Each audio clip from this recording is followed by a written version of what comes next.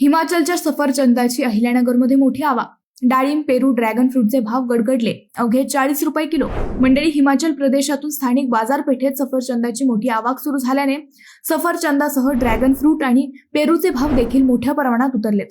डाळिंबाचे भावही निम्म्याने कमी झालेत. सफरचंदाचे किरकोळ भाव 200 रुपयांवरून थेट 80 ते 100 रुपयांपर्यंत घसरलेत.